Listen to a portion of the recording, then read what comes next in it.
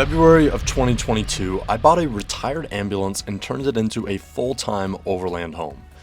I built this rig as my home for a few reasons: freedom, self-reliance, and the endless adventures waiting on the dirt roads and trails that connect America's West. That was the dream: become a nomad, work remotely, and see a side of America that most people never get to see. And that's exactly what I did. I was 21 years old when I bought this 1999 F350 rural ambulance with a 7.3 Power Stroke diesel. An amazing platform to start with. It was well kept with only 98,000 miles, and this ambulance made the perfect base for our expedition rig on a mild budget of $35,000. I tore everything out except for some of the factory ambulance electricals. I knew I wanted to be able to go into cold climates or warm ones, so I used 2 inches of R10 XPS foam board to insulate. I wanted to go off grid for a couple of weeks at a time, so I added a 46-gallon water tank, a large fridge and freezer, and 630 watts of tilting solar. I wanted to be as self-reliant as possible and have all of my tools and gear on board. So I made a platform bed with a huge garage, dedicated compartments to storage, and made a roof rack for whatever else I might need to carry.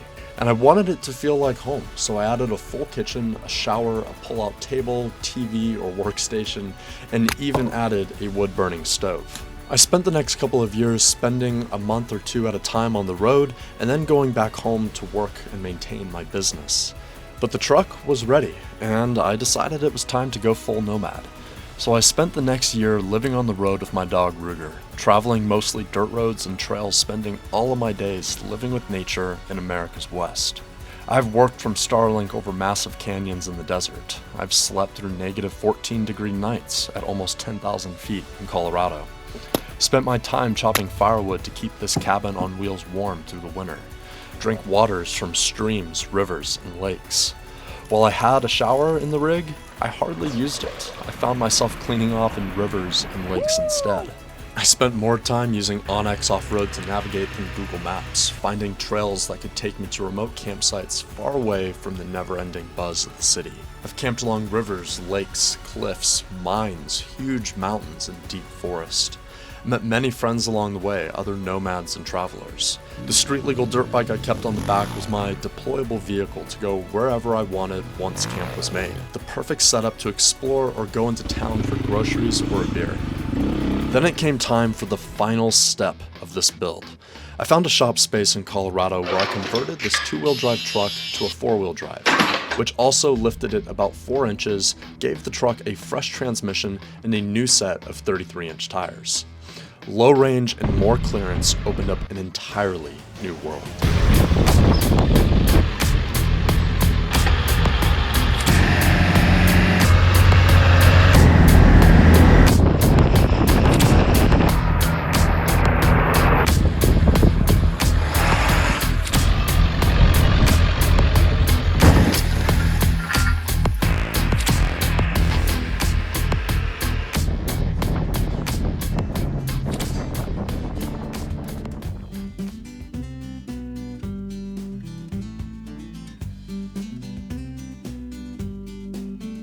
This home was done, and it officially checked all my boxes.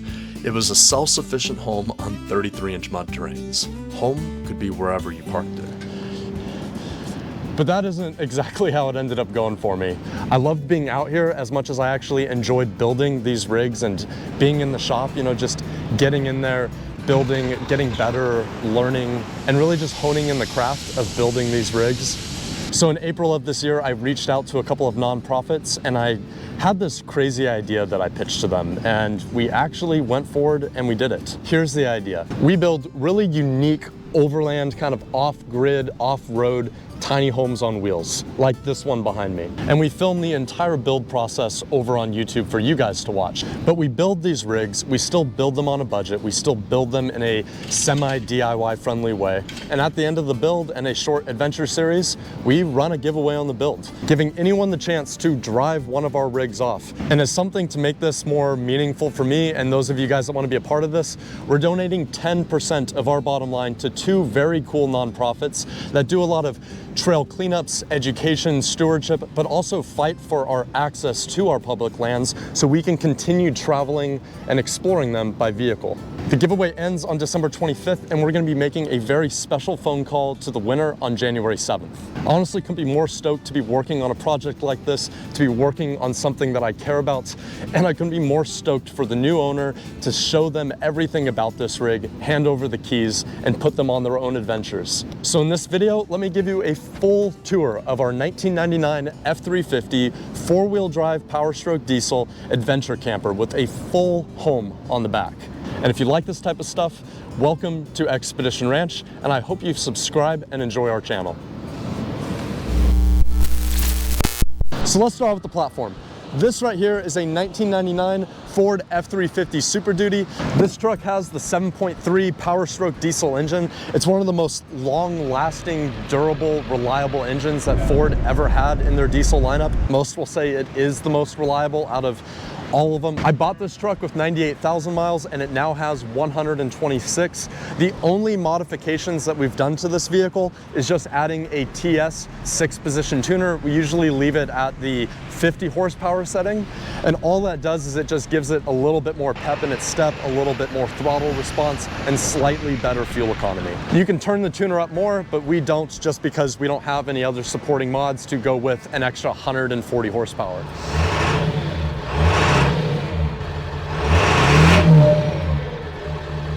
Behind the 7.3 Power Stroke, we have a 4R100, and I talked a little earlier about how we did a four-wheel drive conversion to this rig. It's really easy with these trucks. All you have to do is actually just unbolt your factory suspension, bolt in the four-wheel drive suspension, and then you have to replace your transmission, add a transfer case, and do a little driveline work, and you're done.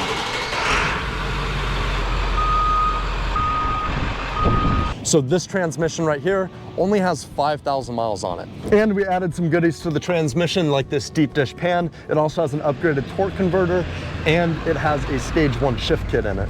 Then we have our NP271 manual shift transfer case. So now we have low range with our rig, which helps a ton off-road. Then in the back here, we added larger tires. The stock is 30-inch, and these are 33-inch Falcon Wild Peak mud terrain tires. They get a ton of traction, especially out here in the sand. When we did the four-wheel drive conversion, that actually lifted the truck 4 inches, so it was able to fit this tire. And the axle that these tires are attached to is plenty strong. It's a Dana 80 rear axle. It's a dually axle. It is rated for 11,000 pounds of weight just on this rear axle. And what's particularly cool about this axle is that it has 430 gears, which really helps out with these extra 33-inch tires, but it also has a limited slip, meaning that when one of these dualies loses traction, it's still going to send power over to the other side, meaning you'll be able to get out of situations a lot easier. That limited slip has helped a ton, and honestly, this works for most cases where a lot of people would need four-wheel drive. Then up front here, we have a Dana 60 axle, also with 430 gears, of course. This is the factory axle that would have come in this truck. It has manual locking hubs. So we were in four-wheel drive since we're on the sand right now. So you can see that right there is how you lock it into four-wheel drive. And then right here, we have our manual shifter for the transfer case. You can see we have 2 high, 4 high, neutral, and 4 low. Right now we're in 4 low because we are out on the sand. And this truck definitely seems to like 4-wheel low and some of this thicker sand. This truck right here has a gross vehicle weight rating of 12,500 pounds. We come in with all of our gear at 11,500 pounds. So we still have about 1,000 pounds of payload capacity with this platform. Let's take a look at the interior.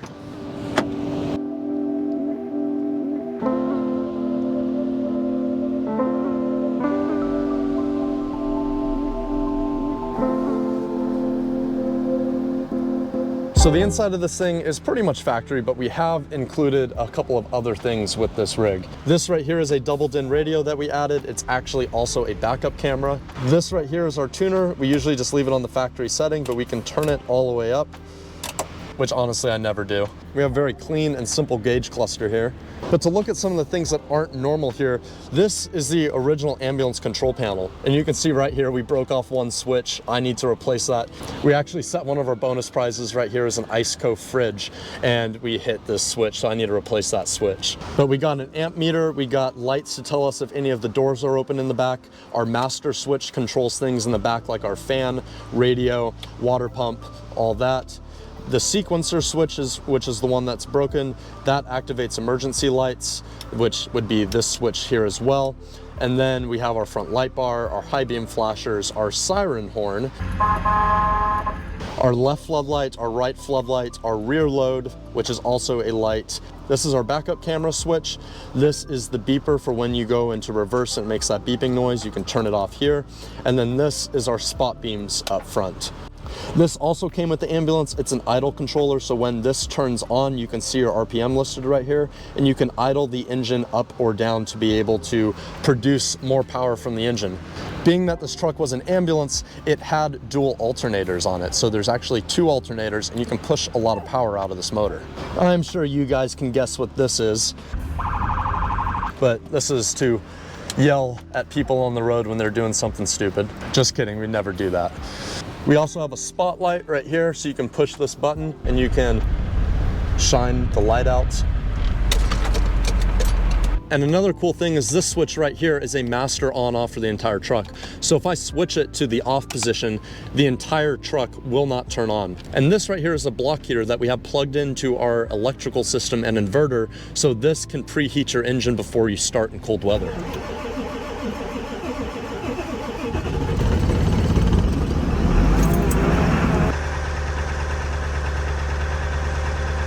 Another nice factor about the ambulance is that it has this fiberglass piece right here. And on the inside, you can see that that's become our sticker board.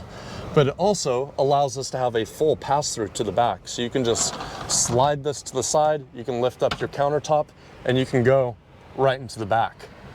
And this truck has some nice things at the trim package too. It has cruise control. It also has electric windows and electric door locks. So now let's take a look at the rest of this camper.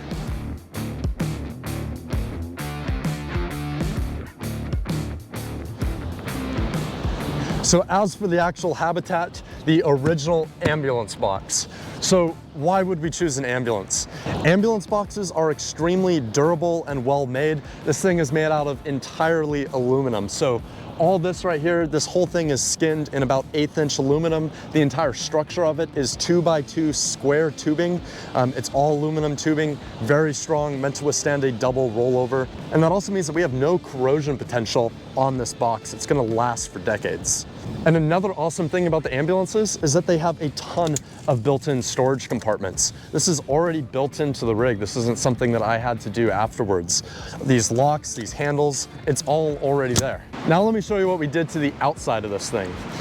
So you can see that this entire truck has been painted in bed liner. This is like a tintable Raptor liner, so you actually throw a tint in it. This is what you would have in like the bed of a pickup truck. And the reason why we painted it with bed liner is because this rig is like 7'8" wide, and when you're going down trails, you just get a ton of branches just scraping up against this thing.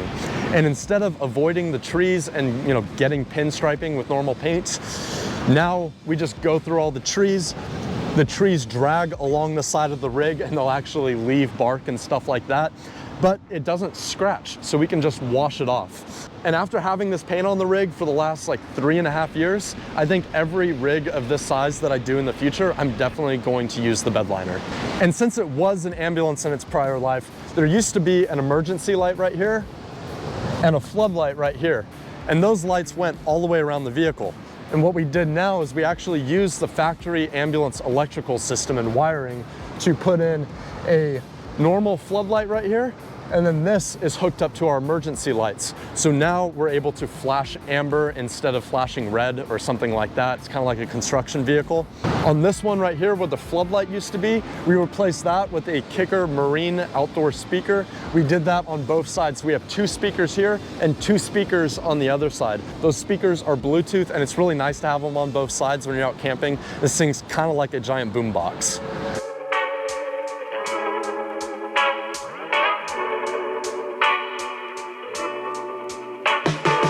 And then on the passenger side, we have 3 compartments. So this one right here is where we store a lot of our wood for our wood burning stove and for campfires. We have this compartment right here, which is all of our dog food and stuff, because we have 2 dogs on the road with us right now as we're filming this last little adventure series. And then all the way up here, we have a compartment that we cut out for our shower. So this right here is our shower room, and I'll show you guys a little bit more on that later. Something else special that we did with this rig is that we actually added this corner piece right here. This is 2x2, 1/8" thick angle iron. It's pretty thick, sturdy stuff. And the reason why I put this on is because, you know, this rig has 18 inches of ground clearance. It is a lot of ground clearance, but every once in a while you get into a situation where you're gonna bang it. And this piece right here prevents any major damage happening to the box if you were to bottom out, if you were to go up over a rock and have it scrape. This is really nice for peace of mind out on the trail when you're doing something a little bit more than you probably should. On the back of the rig, we also have more lights back here, but also right up there, we have a little backup camera. It's just nestled in there, supposed to be super small so it doesn't stand out like a sore thumb. Right here, we have some of our recovery equipment. We have 2 traction boards mounted on a mount that I made myself. I'll show you that in a second. And then this right here is a shovel to also dig us out of anything that we get into. For our mount, we just welded up this little ladder right here and bolted it into the side. And then to remove this, all you have to do is unscrew these wing nuts, and then there's a plate of steel right here, and that smushes everything together. And then this right here is a custom bumper that I fabricated.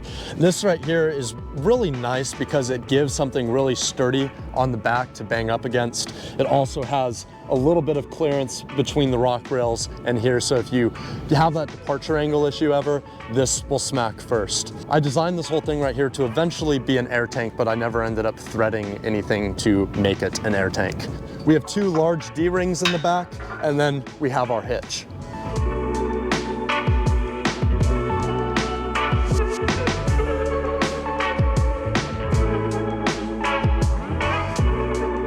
And then we have our ladder right here, and so you can just climb up and get up to the roof rack easily. I'll show you guys the roof rack in a second. On the driver's side of the rig, we have pretty much the same stuff as far as lights and speakers are concerned, but we have this large compartment that we use for our generator, for our table, for our chairs, all that type of stuff. Coming a little further back, we have our instant propane hot water heater, as well as the fill port for our 46 gallons of fresh water. Coming back a little further, we have our electrical compartment. So this is a dedicated systems compartment. And you can see the original ambulance electronics right here. We have more electrical in here, but I'll show you guys that a little later. And then in here, this is also a dedicated systems compartment, and this is our 5-gallon diesel tank for our diesel heater, as well as some spares right here. We also carry this for extra fuel on board in case we need it. And then this right here is our propane tank for our instant hot water heater and for our oven. And then the final bit up here is that we do have a shore power plug, so that way you can plug this truck into a generator if you need to charge your batteries, but you can also plug it into like a normal household outlet.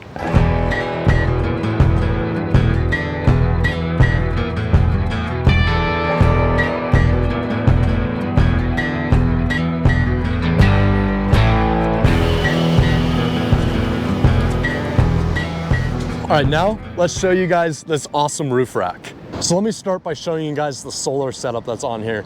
We have 630 watts of solar up here, but the thing that makes this solar really cool is that it's actually tiltable. So you gotta undo 3 little screws here. And then you're able to lift the solar up just like that. And we actually keep this entire area open up here for surfboard storage, for snowboards, anything that's long like that, including fishing rods at a lot of points. And the way to prop it up is really simple. We definitely didn't over-engineer this at all. All you gotta do is take this pipe right here and one of our original screws, place it in there, and then you're set. There's really nothing to break like linear actuators or anything fancy like that. And then you can see all the space that we have underneath of here open for storage and other things. We usually have stuff up here, and right now the only thing we have up here is just something for oil in case we need to change it on the road. And another thing that's really cool about being able to tilt the solar is that during the winter, you're able to get a lot more energy out of the 630 watts. It's kind of crazy. On some mornings, like around 7 or 8 a.m., we won't be getting any power into the solar. And then when we tilt it, we'll be getting 20, sometimes even 30 amps of power coming in at the beginning of the day. And during the winter, it's just able to track that sun perfectly, and we're able to get a lot of power from this. Right here we have the chimney for our wood burning stove. This is double wall pipe. It does not get hot. It's well insulated. This thing works really well. We'll show you guys the wood burning stove here in a minute. A max air fan, which is right above the shower. And we have another max air fan that's right above the bed. This little doodad right here is a WeBoost. This actually amplifies your cell signal so you're able to get better service when you're out in the middle of nowhere, like a very foggy Oregon beach. And then up here in the front, this is our area for bin storage. So we usually just have different bins up here, but right now, all it's doing is collecting bits of trees as we go through the forest. And then right here, we have our Starlink dish. Yes, I do actually keep Starlink up on the roof like this. So if I do ever need to move it, I can go ahead and move it to wherever we need to move it to. But usually it stays right here, and when you turn it on, it flattens out. This rig doesn't go over 55, 60 miles per hour for the most part. I just drive really slow, so it stays up here. And then all this extra room over here is really great for being able to sit down, put up chairs, stuff like that. But because it has this stuff right here, you can also bungee down stuff to the top of this roof rack, like if you wanted to carry some lumber or anything like that. Man, I swear, I've been trying to film this video for a while, and there's always been a reason not to film it. Today, we had a beautiful sunny day down at the beach, and then now all this fog has just rolled in. Can't even see the beach. But it's definitely time that I got this video out for you guys, so let's continue and check out the inside of this rig. Let's go check it out. Welcome to our humble home, soon to be someone else's home.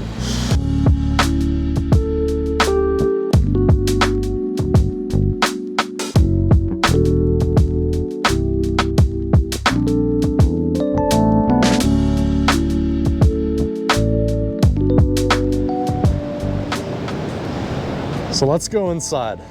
First thing on your right, we have the second access to the shower right here. Come in, we have our wood burning stove, our kitchen, our dinette, and our bed. I wanted this area to be very open, and it's definitely achieved that goal of being open and homey. So over here, we opted to have a very large platform bed. We wanted to have a full-size kitchen with a fridge and freezer and an oven and a sink, all that. We also wanted to have the room for a shower and other things that you would need when living out of this thing full time. I'm gonna start out by showing you guys the bedroom and this whole area. So this is a full-size bed right here. It's a platform, so the complete underneath side of this bed, this is all a garage that you can access from the back. Up here on the bed, we also have all of our clothes storage back here, so you can just open these up. And sorry guys, we do have some flies in the rig today. We had all of our doors open down at the beach while we were kind of getting ready for this tour. So you might see a couple buzzing around in here. Just comes with the whole van life thing. Anyway, we got all of our clothes storage back here. So this is my side, and then I have my other clothes down here. And then on this side, we have all of my girlfriend's clothes up here and down here. So we're actually able to fit clothes for 2 people, one of those being a female, in here, which is pretty cool. On this side of the bed, we also have more storage. So under here, we keep a lot of our camera gear and stuff like that. And then over in this compartment here, we have our Starlink, and then this has just kind of become Remy's cabinet during this trip. But usually I had books in there. And then on these back doors right here, when it's time to go to bed, we have these curtains, which just unsnap, and then they roll down. So you're able to get rid of any light coming into the rig. Super nice at night. So that's the bedroom. Now, let me show you guys the dinette. So this is the dinette right here. We have storage under this seat and this seat. All you gotta do is just lift up the cushions, and then you have some thin storage right here. And then on this side, under here, we have a lot more storage. So this is where we usually put a lot of our cooking goods. If we're gonna be out for a month or more at a time, I'll actually store a lot of food in there so we can stay out on the trail longer. But that's not the coolest part of this dinette. Right here, we actually have a pull-out table, and this allows us to have a perfect spot to sit down and eat dinner. This is a lot sturdier than the lagoon tables that you might see, so I'm able to put my laptop on this and work really easily, sit down here and just have dinner and like put my elbows on this and not have to worry about it wiggling and wobbling like the lagoons have. But what's really cool is that this spot right here can actually be a perfect remote workspace. Let me show you that. So you just push this in, and then you can take this monitor out right here, just take the bungee off, slide this out, and then I keep a keyboard and a mouse right in there. So you can go ahead and pull this out, you can put your keyboard out on the table, and now you have a full remote work spot. So you can take this out, you can pull it in a little closer, now you can just sit and work away. You can also bring this out into the side, and now you can watch movies in bed. We find it really nice to be able to pull into a camp spot at the end of a long day, bring this thing out, plug in the computer, lay down on this bed right here, and just be able to sit down and watch a movie. Out in the middle of nowhere too. But it also has surround sound. So not only are there speakers outside, but we also have 4 interior speakers. We got another one over there, we got another one in that corner, and then right over here in the kitchen, we have another speaker. So if you're like me and you want to watch some epic war movies, this whole place right here will definitely put you right in the middle of the battle.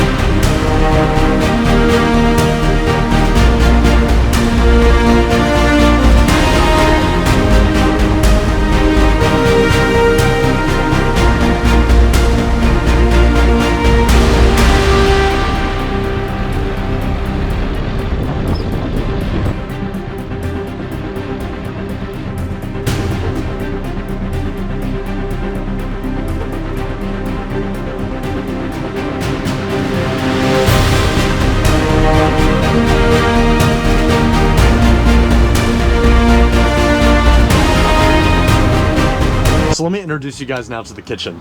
This right here is our fridge and freezer setup. It's actually built into the countertop. We wanted to have our fridge and freezer kind of hidden away from everything. So you can see right here, this is our freezer, and then lift that lid down, and this is our fridge. Over here we have our oven and stovetop. So right here, all you have to do is lift this up, and then you have a 3-burner oven right here. And then right here, we put all of our propane on a switch, so that turns our propane on. And then we're able to come in here and actually light our stove. Just like that. And the part that my girlfriend probably likes the most, and I honestly like after a long day of being on the road, is being able to come in here and actually have a 2-row oven. So you can throw a pizza in there, you can throw some cookies, you can make sourdough bread if you want to. You have a full oven, so it feels a lot more like home, being able to properly cook. In this corner, we have our sink with cold and hot water. Just comes out like that. It has a little spray handle. It's just a small sink, but it fits really well into this corner. And then over here we have our countertop extension, so this lifts up, and then you're able to come in here and access the cab right through this little pass-through. If you are in the city or you want to be able to just get up and open this up, get to the cab, you can get to the cab straight from inside.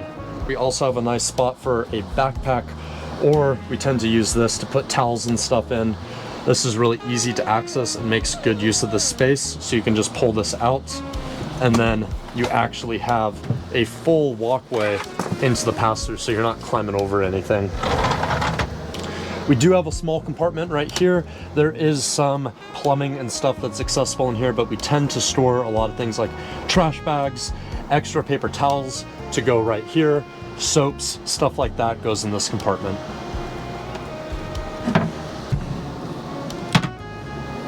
All of our food storage is up in these compartments right here. In here, we tend to have a lot more of our plates and silverware and stuff like that. In here, we tend to do breads and stuff like that.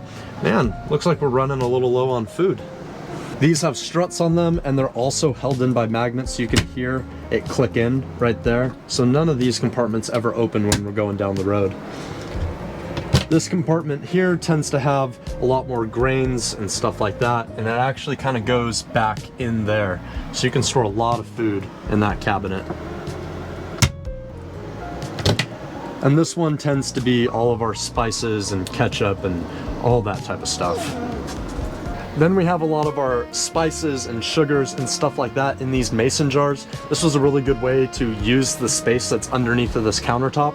So all you have to do with these is just unscrew the jar, and then you can take a little bit out, sprinkle it on, and put it right back up here. And then as a last touch, we have our trash in here. This is the only door that we haven't put a handle on, so we just need to stick a handle on there. I have no idea why we haven't put a handle on this yet. But there's your trash can, it just slides out, and so all of your trash is right in there. Down here we have a diesel heater, so this is the access panel right here for the diesel heater, and then this is our controller for it. So all you have to do is push a button and that will start burning diesel, and that heats this place up really, really well.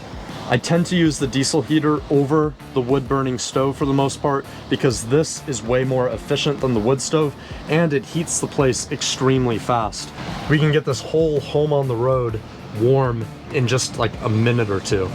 But we also have this wood burning stove right here. And yes, this thing actually uses real wood to burn a fire right here inside of this rig.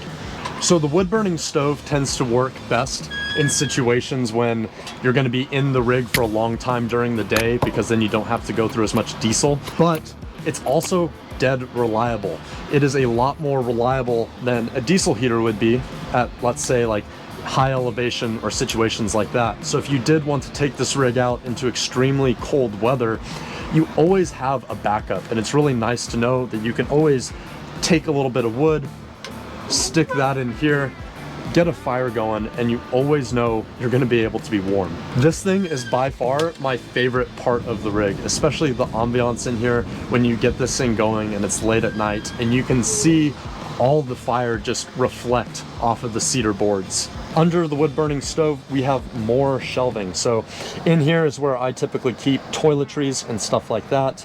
This tends to be hand towels. And then at the bottom here, this is usually full of wood. This thing was built with 1/2-inch Baltic birch plywood. This roofing and wallboard here is all cedar, and then it was painted with an acrylic enamel paint. I'm very happy with the way this whole interior came together. Man, it's only like 4 o'clock, but it just got super dark out here with all this fog. We couldn't have had any better luck with the filming of this tour. But now I want to show you guys the shower on this rig. So the shower is kind of interesting because originally this was one of the compartments. This was actually the oxygen compartment for the ambulance, but we cut this compartment out. So you get into the shower from inside or outside. This is the outside door right here. And then you're just able to step up in here and shower off in here. You just go ahead and grab your shower head. You're able to turn it on right here and sit here and shower off. It is just enough space to be able to be dedicated to a shower. To be honest with you, I'm not a huge fan of having showers in the rig because I think that for the most part, you don't end up using them a ton. I enjoy taking a shower in here every once in a while, but we usually don't use this just because we're out on the road for a week, 2 weeks at a time, and showers are kind of a water luxury. But here's what's really cool about this shower. You can shower inside right there.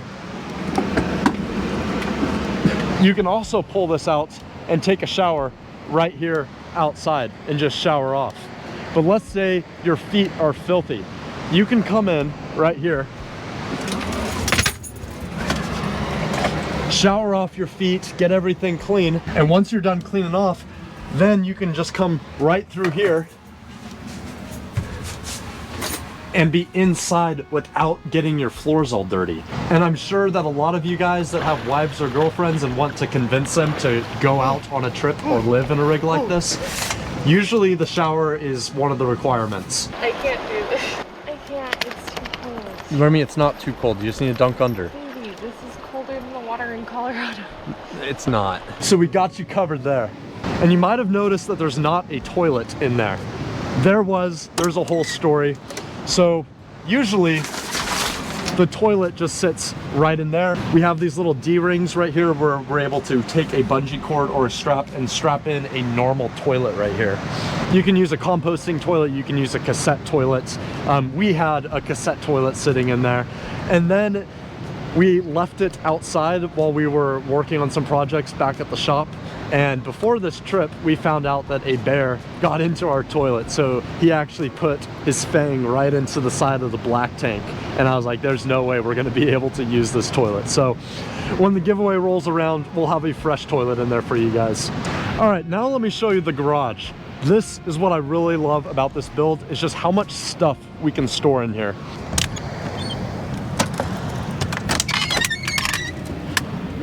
Welcome to the man cave. So underneath the bed here, we have all of this storage available for pretty much whatever we want. It goes way back in here. Then we have our water tank, and then, you know, just gear and stuff like that. This is where I usually keep all of my tools, where I keep, you know, just extra gear. It's a big open space. The garage is something that really makes a big difference on a rig like this, because if you want to live in it full time, you're going to want to have a lot of gear in your rig, and this is something that allows it. When I was traveling around the US for about a year, that initial year, I had a table saw in the back here. For no reason, I just had a table saw and I was able to carry it and still have room for everything else. But our garage also has some key systems in here. So this entire area right here is our 46-gallon water tank. It is behind some 1/2-inch ply. And this right here is a window so you can actually see where your water level's at. And right now we're a little bit above half a tank. Further back here, we have our water kit. This is what we use to actually fill up on water wherever we're at. In here, we have some basics to fill up. We have our hose that goes on the other side of our filter. Then we have a large canvas hose in here, if I can get it out. We have a sump pump in case we actually need to pull out of rivers or lakes or anything like that. So we're able to plug this in, run an extension cord, and we're able to fill up from pretty much anywhere. And then we keep this little guy on board. This is a water buddy, so if you don't have a threaded spigot to hook up to, you're able to slide this over the top and you're still able to get water in the tanks. And then this right here is our water filter. This is from Clear Source, and this filter is absolutely amazing. It'll filter out pretty much anything that will go into your system. So this not only has a sediment pass and another pass in here, but it also has a pass for viruses and really small microorganisms. And we use our water system as a clean water system, at least that's what I call it, meaning that when we fill up on water, all the water that goes into the tanks has to be clean. We don't filter it afterwards. So if the tank gets contaminated, then we gotta clean it. But that's never happened. You just gotta make sure that you put clean water into the tanks. And then right back here, we have our access panel to be able to access all of our water systems. So fittings and valves and stuff like that, they all fit in there. Then we got our instant propane hot water heater right here. So anytime that water starts flowing through the system, like you turn on a sink or the shower, this will ignite and start heating the water instantly. And this thing works really well, but there is one fatal flaw with it. So here's the problem. When you turn on the hot water, it takes about 10 seconds for that heater to start pumping out hot water. And by the time that you get it to the faucet, it's going to waste about a gallon, gallon and a half of water. So I figured out a way to actually bypass this. This switch right here is a water bypass switch. So when I turn this on, it actually depressurizes all the water systems. And what's happening right now is water is actually running through the entire system right now, running through the hot water heater, running up to the sink, and then it's dumping back into our main tank. So by turning this switch on, what you're actually doing is you're priming the hot water. You turn that on for a few seconds, and then as soon as you turn the water on in the sink, it's instantly going to be hot, and you don't have to waste that gallon and a half of water.